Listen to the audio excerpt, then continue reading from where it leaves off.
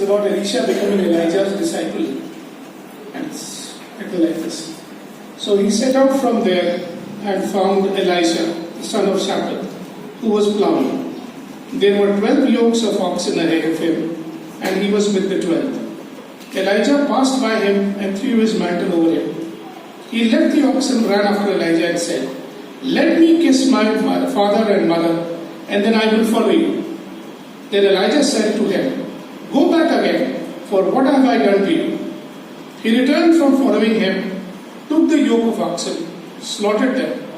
Using the equipment from the oxen, he boiled their flesh, gave it to the people, and they ate. And he set out and followed Elijah and became his servant. We have the New Testament reading before us from Gospel according to St. Luke, chapter 9 and verse 57 to 62. नए नियम से पाठ किया गया लूका का रचित सुसमाचार उसका नवा अध्याय उसके 57 से 62 तक।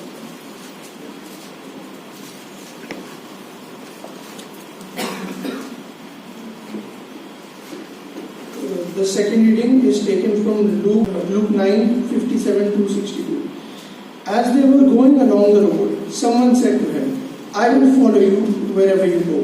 And Jesus said to him, "Foxes have holes, and birds of the air have nests, but the Son of Man has nowhere to lay his head." To another he said, "Follow me." But he said, "Lord, first let me go and bury my father." But Jesus said to him, "Let the dead bury their own dead. But as for you, go and proclaim the kingdom of God." Another said, "I will follow you, Lord, but let me first say farewell to those at my home."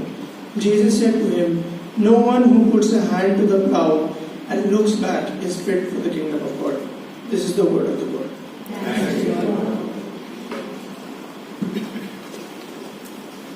आइए हम प्रार्थना। प्रभु जी धन्यवाद देते हैं आज की इस सुंदर शाम के लिए, जब हम लैंटर्न सीजन के आखिरी पड़ाव पर हैं। आपने हमारी सहायता की है प्रभु, और हमको अपने वचन से, अपने उद्देश्य से भरपूर किया है।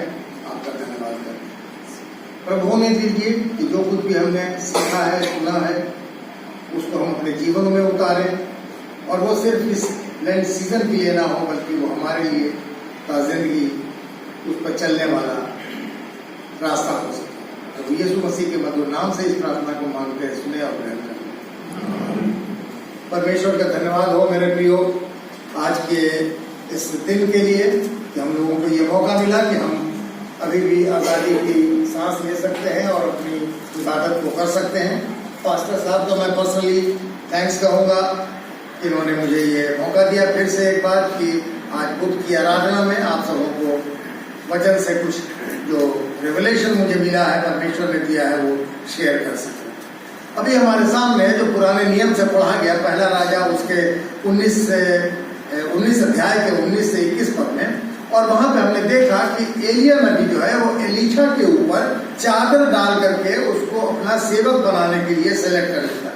चादर डालना हम समझते हैं कि यहाँ भी हमने सुना होगा, पंजाबी में हमने पहली बार इस चीज को सुना था कि जब कोई लड़की का सिलेक्शन करते हैं, शादी वगैरह के लिए चुनते हैं, तो कहते हैं उसके ऊपर चादर डाल दिया, यानी उन्होंने उसको सेलेक्ट कर लिया, चादर डाल दिया। तो इस तरीके से एलिया ने उस समय भी कभी चोगा डाल करके, चादर डाल करके, ये तरीका होता था कि किसी को जब सेलेक्ट करना है तो चुनते थे। और एलिया ने एलीशा को अपना सेवक बनाने के लिए अपना चादर डाल करके उसको चुन लिया, जिस समय वो हल जोत रहा था, खेती कर रहा था। और एलीशा जो है वो उस चीज को समझता है, एक्सेप्ट करता है, और फिर एलिया के पीछे वो लेता है। अगर जो ये पूरा अंश 3 पद जो पढ़े गए उसमें हम पाते हैं कि परमेश्वर ने हमें जहां भी रखा है वहां हमें विश्वास योग्य बने रहना है, क्योंकि पहली बात परमेश्वर की बुलाहट जो है वो स्पष्ट होती है। दूसरी बात, परमेश्वर की बुलाहट को सुनना और उसको मानना वो हमारे ऊपर निर्भर करता है, क्योंकि मेरे प्रियो ये बहुत ही कॉस्टली होता है, बहुत महंगा होता है। परमेश्वर की बुलाहट को सुन करके उसको चलना, कई चीजों को छोड़ना पड़ता है। एलीशा को भी अपना खेत और बैल और फल वगैरह, माता पिता सब छोड़ने पड़े। हम में से कई लोग, मैं जानता हूँ बहुत से पास्टर्स को जिन्होंने बड़ी बड़ी पोस्ट पे थे, मैनेजर के और इधर उधर सब कुछ वो छोड़ दिया और ट्री स्कूल में आ गए, फुट में आ गए, और इस तरीके से बहुत कुछ त्यागना पड़ता है। ये बहुत कॉस्टली चीज है। और परमेश्वर की बुलाहट जो होती है, परमेश्वर की नजर में वो हमारे लिए बहुत बड़ा उन्नति है उसकी नजर में, लेकिन हो सकता है कि वो दुनिया के नजर में वो डिमोशन हो, पदोन्नति हो सकता है दुनिया सोचती हो, करे वो तो इतने बड़े पोस्ट पे थे, आज वो पादरी बन गए, सेवक बन गए, प्रचारक बन गए। लेकिन परमेश्वर के नजर में एक याजक का पद जो है वो बहुत बड़ा पद है और बहुत बड़ा स्थान है। तो ये हमने अभी जो पुराने नियम से पाठ पढ़ा था उसका जिस्ट मैंने आपको बताया। अब मैं आपका ध्यान नए नियम की ओर जो पाठ पढ़ा गया है लूका रचित सुसमाचार उसके 9वें अध्याय के 57 से 62 पद तक पर, और उस पर मैं डिटेल में मनन करूंगा। हम लोग मनन करेंगे उस पर कि देखेंगे कि प्रभु यीशु मसीह हमको क्या उस संबंध में बताते हैं। और 9वें अध्याय के 62 पद में प्रभु यीशु मसीह कहते हैं कि जो कोई अपना हाथ हल पर रख कर पीछे देखता है वो परमेश्वर के राज्य के योग्य नहीं। तो जो हल मेरे ख्याल से अगर सबने अपने प्रैक्टिकल लाइफ में आज के जमाने में, मुझे नहीं मालूम कि कितना आप लोगों ने देखा होगा, लेकिन कम से कम तस्वीरों में तो जरूर देखा होगा। और जब हल चलाता है किसान तो आगे देखता है, बैल उसको आगे की तरफ खींचते हैं, आपके ट्रैक्टर से खेती की जाती है। तो हल के ऊपर जब हाथ जो रखता है तो उसको पीछे मुड़ के देखने की जरूरत नहीं है, और अगर वो पीछे देखता है तो परमेश्वर के राज्य के योग्य नहीं है। लेकिन प्रॉब्लम क्या है कि हम हल पर हाथ रख कर चलना तो आगे चाहते हैं, लेकिन साथ साथ जो हमारे पीछे है, जो हमारा पुराना स्वभाव है, जो हमारा व्यवहार है, हमारी जो आदतें हैं, हमारी जो अभिलाषाएं हैं, उनको भी हम अपने साथ साथ उसको रखना चाहते हैं, उनको हम छोड़ना नहीं चाहते। मेरे प्रियो, जब तक हम पीछे पलट करके देखना नहीं छोड़ेंगे, जब तक पीछे चीजों को साथ में लेकर के नहीं चलना छोड़ेंगे, तब तक आगे चलने का हमको कोई फायदा नहीं हो सकता। ऑस्ट्रेलिया जो कंट्री है उसके बारे में हम सब जानते हैं, और वहाँ पे उनका नेशनल बर्ड जो है वो ईमू है, और ऐसे ही वहाँ का नेशनल एनिमल जो है वो कंगारू है। और उन दोनों में एक चीजें कॉमन है, और वो चीजें कॉमन क्या है ईमू में और कंगारू में, कि वो पीछे नहीं मुड़ सकते। उसका कारण क्या है, ईमू जो है चिड़िया, उसके पैर जो है उसमें 3 नाखून होते हैं, और कंगारू जो है उसकी दुम इतनी मोटी होती है और लंबी होती है कि उसके ऊपर वो बैठा रहता है, तो वो चाहे भी तो एकदम से नहीं मुड़ सकता पीछे। तो इसलिए उनको वो दोनों चीज सामने सामने भागती है, आगे आगे भागती है, और उन्हीं को देख करके, क्योंकि वो पीछे नहीं बढ़ सकते, घूम सकते, आगे आगे चलते हैं, तो इसीलिए ऑस्ट्रेलिया के लोगों ने उस चीज को सोच करके अपनी सोच बनाई कि हमको भी हमेशा जिंदगी में आगे बढ़ना है और तरक्की करना है। और ये बात जो है ये बाइबल पे आधारित है, आगे बढ़ना है, पीछे मुड़ करके नहीं देखना है। इस उद्देश्य को ही रख करके ये 40 दिन का जो लेंट का पीरियड जो है वो चुना गया, बनाया गया है कि हमको 40 दिन तक डे बाय डे हमको परमेश्वर में, प्रभु यीशु मसीह में, वचन में आगे बढ़ना है। हमारा ध्यान, हमारा ज्ञान, सब कुछ हम अपना डे बाय डे जो समय ज्यादा से ज्यादा बिताते हैं, तो हमको आगे बढ़ने के लिए ये चीज प्रेरित करती है। अगर हम रुक जाते हैं 40 दिन में, हम ये सब चीजें नहीं करते हैं, तो ठीक है वैसे ही होता है जैसे हम साइकिलिंग अगर कर रहे हो, सब लोग साइकिल चलाते होंगे, जानते होंगे चलाना, तो साइकिल चलाने के लिए पैडलिंग करना बड़ा जरूरी है। और जब तक हम पैडल चलाते रहते हैं तब तक तो साइकिल चलती रहती है। जहां हम पैडल चलाना बंद कर देते हैं, साइकिल खड़ी हो जाती है, गिर जाती है, आगे गिर जाती है। तो जरूरी है कि हमको रेगुलर, नियमित रूप से अपने ज्ञान को, अपने ध्यान को और निरंतर बढ़ाते रहना है। मत्ती रचित सुसमाचार उसके 22 अध्याय के 14 पद में वचन कहता है, क्योंकि बुलाए हुए तो बहुत हैं परंतु चुने हुए थोड़े हैं। बहुत से लोग बुलाए गए हैं। आप कन्वेंशन वगैरह में जाते होंगे, बड़ी बड़ी मीटिंग्स में देखते होंगे, हजारों हजार की, लाखों की भी कहीं कहीं भीड़ होती है, बहुत लोग आ जाते हैं। लेकिन वो सब चुने हुए नहीं। स्पिरिचुअल मैच्योरिटी जो है वो बहुत धीरे धीरे आती है मेरे प्रियो। अगर संडे स्कूल के बच्चे जो प्राइमरी या सेकेंडरी लेवल या हाई स्कूल लेवल के होते हों तो उनको हम सीधे डॉक्टरी के लिए या इंजीनियरिंग के लिए या मैनेजमेंट स्टडीज के लिए नहीं भेज सकते, क्योंकि बच्चों के अंदर जो सीखना है वो धीरे धीरे उनके अंदर आत्मिक संयम और परिपक्वता मैच्योरिटी जो है वो धीरे धीरे आती है। उसकी हम उम्मीद उससे नहीं कर सकते। ठीक उसी तरीके से जैसे हमारी जो भी आज उम्र हो और उस उम्र में कोर्स संभालने से जब आज तक हम यहाँ पहुंचे हैं तो हो सकता है कि हमने 30, 40 या 50 लैंड सीजन देख लिए हों, लेकिन हम अभी तक मसीह में आगे बढ़ना नहीं सीख पाए।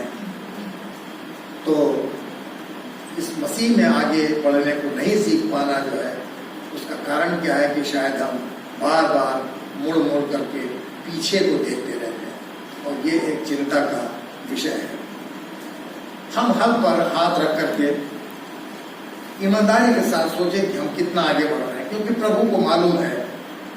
प्रभु तो अंतर्यामी परमेश्वर है, वो दिलों को जांचने वाला परमेश्वर है। वो जानता है कि हम कितने दिल से उसकी इबादत कर रहे हैं।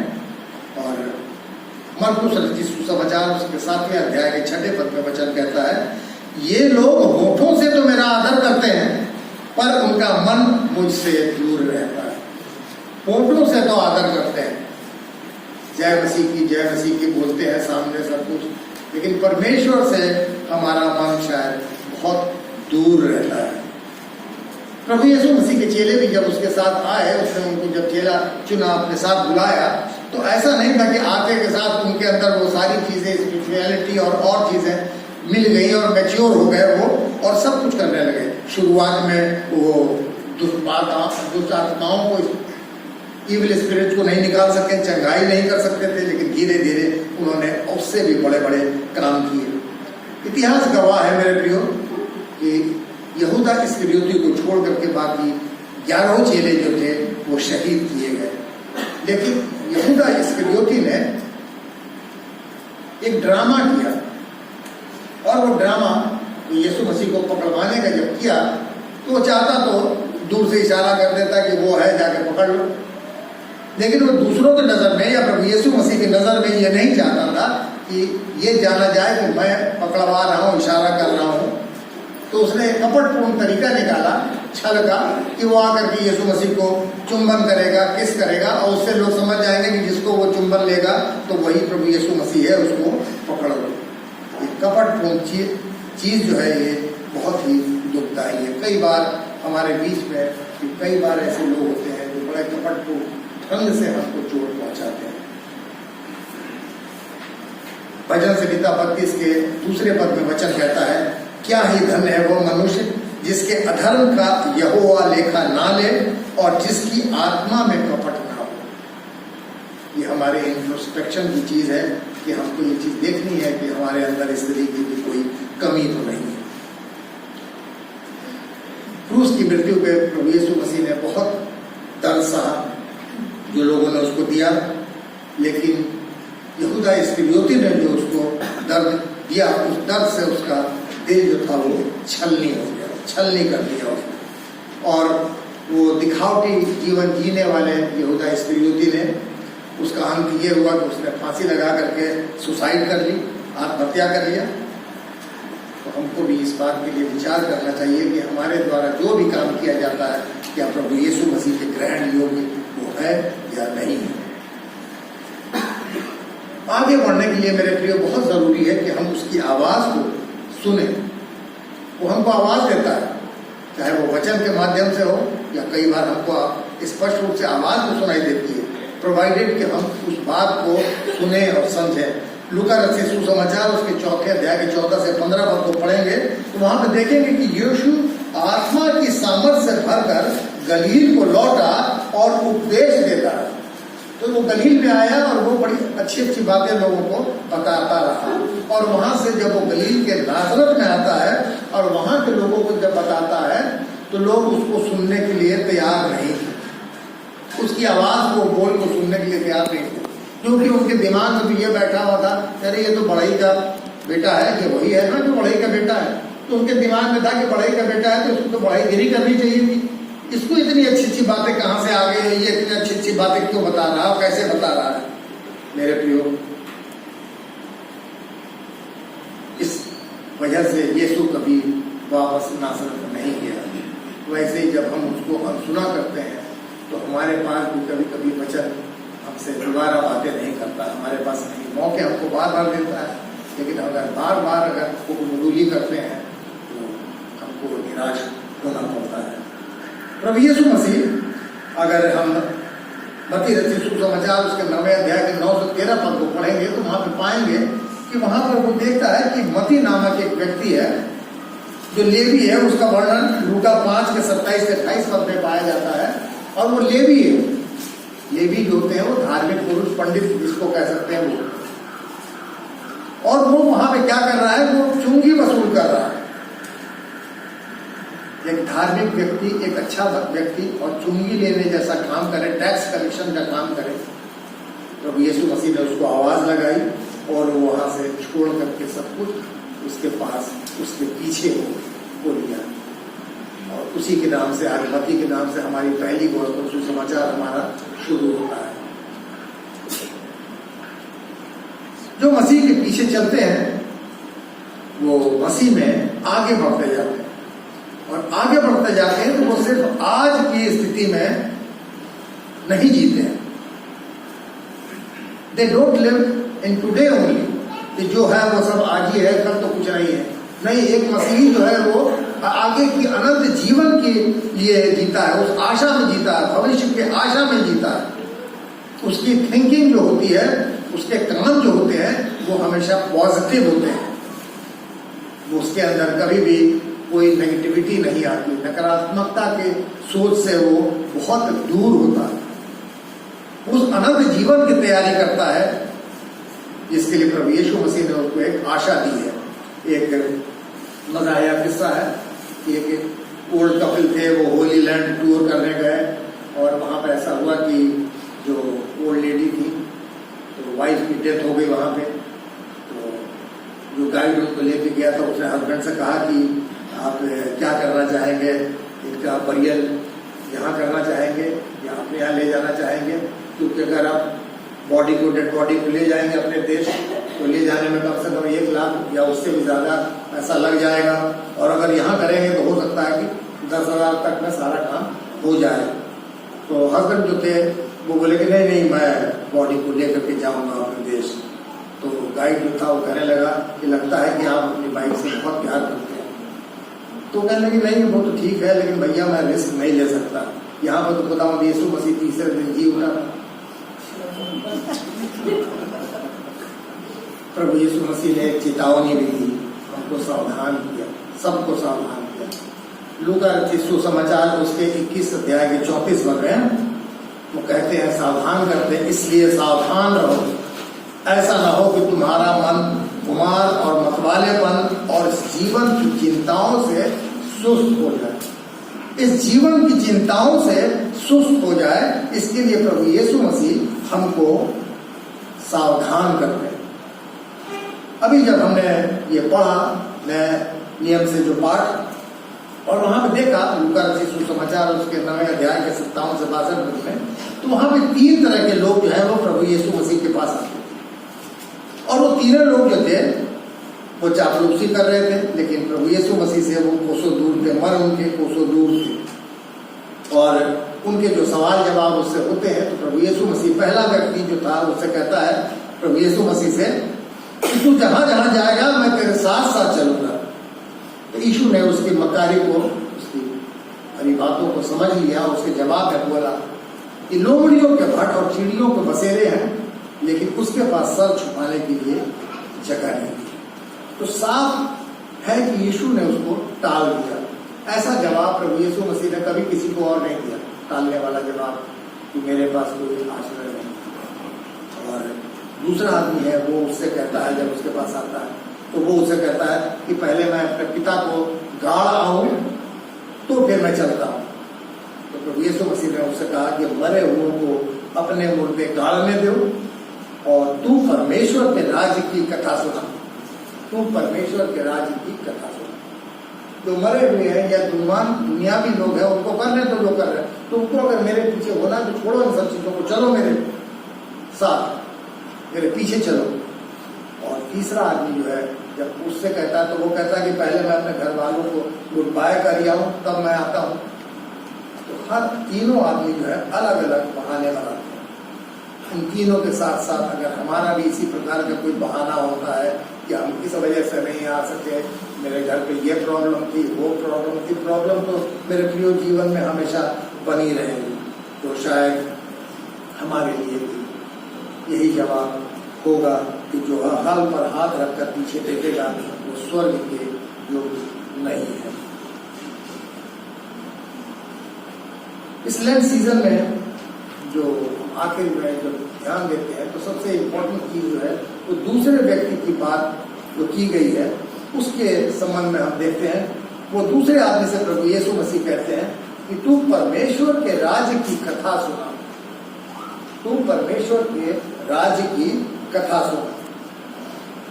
तो ये हम सब कब कर पाएंगे? ये हम तभी कर पाएंगे जब हम परमेश्वर के राज्य के कथा की जानकारी रखते हैं। और लोग हमारी बातों को तभी सुनेंगे जब वो देखेंगे कि इनकी कथनी और करनी में समानता है। हमारी प्रीचिंग और प्रैक्टिस मस्ट बी सेम। ये नहीं कि हम कहते कुछ है करते कुछ है। अगर इस तरीके की हमारी बातें हैं, हमारी हरकतें हैं, तो निश्चित रूप से जो भी हमारी बातों को सुनता देखता है तो उसको कभी भी न मानेगा और ना उसको कभी अप्रिशिएट करेगा। तो हम किसी को भी कभी धोखा देने की कोशिश नहीं करें। हमको जरूरी है कि हम परमेश्वर की कथा को जैसा है, जैसा बताया है, समझाया है, वैसे ही समझाएं, वैसे ही हम अपने आप को दूसरों के सामने प्रकट भी करें। एक व्यक्ति बहुत हाई मेरिडियन पोस्ट पे था और एक बार वो जा रहा था रास्ते में, तो उसकी नजर पड़ी तो देखा कि सड़क के किनारे एक व्यक्ति जो है वो घास उठा के खा रहा है। मैंने जब ये पढ़ा था तो मुझे भी बड़ा अजीब लगा कि घास खा रहा था। तो फिर मुझे ध्यान आया कि बचपन में मैंने जब इतिहास पढ़ता था तो महाराणा प्रताप की कहानी पढ़ी थी कि हल्दी घाटी युद्ध में जब वो मुगल राजाओं से हार गए थे और जंगल में फैमिली के साथ चले गए थे और सब खाना वाना खत्म हो गया था, तो घास की रोटियां बना के उन्होंने खाई थी। तो समझ में आया कि अच्छा घास भी खाई जा सकती है, या कुछ किस्म की घास होती होगी जो खाते होंगे। लेमन ग्रास तो हम लोग भी खाते हैं, इस्तेमाल करते हैं खाने में। तो वो व्यक्ति जब उसने देखा कि ये व्यक्ति घास खा रहा है तो उसको उसने कहा, गाड़ी रोक के उसके पास में कहा, अरे तुम यहाँ घास क्यों खा रहे हो, मेरे साथ चलो। तो वो व्यक्ति बड़ा खुश हो गया। उसने कहा, सर मेरी वाइफ है, मेरे 2 बच्चे भी हैं, उनको ले लो। हाँ हाँ उनको भी ले लो। तो उनको भी ले लिया। उसके साथ दूसरा भी आदमी था, वो भी घास मोड़ रहा था। तो उसने कहा, सर अगर आपकी परमिशन हो तो मैं भी चला चलूँ। चलो भाई तुम भी चलो। उसने कहा, मेरे बीवी और 3 बच्चे उधर पेड़ की छाया में बैठे हैं, क्या उनको भी मैं बुला लूँ?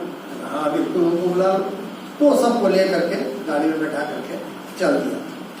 जब वो चल पड़े तो रास्ते में जो गरीब आदमी था तो उससे कहने लगा, और शायद फ्लैटरी में भी कह रहा हो या जिस वजह से भी कह रहा हो कि अच्छा काम इसने किया, तो कहने लगा, सर आज की दुनिया में ऐसे लोग कहाँ मिलते हैं कि जो रास्ते में लोगों को अपनी गाड़ी में बैठा कर खिलाने के लिए ले जाए। तो कार वाला जो था वो बोला कि नहीं ऐसी कोई बात नहीं है, मेरे बंगले में जो है वो सड़क के किनारे से भी बड़ी बड़ी लंबी लंबी घास, तुम लोग जी भर के आराम से जितना चाहो उतना चाहो। तो मेरे प्रियो, कहते कुछ है, करते कुछ है, दिखते कुछ है, तो लेकिन परमेश्वर की जब बुलाहट होती है, हल्के जब हाथ रख दिया तो पीछे होने का हमसे अपेक्षा नहीं है। We are not allowed to turn back. लूका रचित सुसमाचार उसके 18 अध्याय के 28 पद में पतरस कहता है कि देख हम तो घर बार छोड़कर तेरे पीछे हो लिए हैं। तो यीशु उसको उत्तर देते हैं, तो मैं तुमसे सच सच कहता हूं कि ऐसा कोई नहीं जिसने परमेश्वर के राज्य के लिए घर या पत्नी या भाइयों या माता पिता या बाल बच्चों को छोड़ दिया हो और वो इस समय कई गुना अधिक ना पाए और आने वाले युग में अनंत जीवन। इसी अनंत जीवन की आशा, उसी की बाट जो है, हम उसी के लिए तैयारी में हम हैं। ये पूरा ज्ञान हासिल किया है, ध्यान किया है वचनों पे, वो अनंत जीवन की प्राप्ति के लिए कि आखिर आने वाले दिन में जब हम इस दुनिया को छोड़ेंगे तो हमारी निश्चित रूप से हमको अनंत जीवन प्राप्त होगा। मेरे प्रियो है इस लैंड सीजन में जो अंतिम चरण में हम हैं, सारा मसीही समाज और विशेष रूप से हमारे आशीर्वाद कलीसिया परमेश्वर का हाथ थाम कर करके पीछे देखने के बजाय लगातार आगे बढ़ती चली जाए। परमेश्वर आप सबों को बताए कि आशीष दे। आमीन। जय मसीह। Let all humankind also worship you, all nations obey you, all tongues confess you, all people love and serve you, and find their peace in you. Through Jesus Christ our Lord. Amen. Lighten our darkness, O Lord, and by your great mercy defend us from all the perils and dangers of this night. For the love of your only Son, our Savior Jesus Christ. Amen. The great fellowship of the Holy Spirit be with us all. And also with you.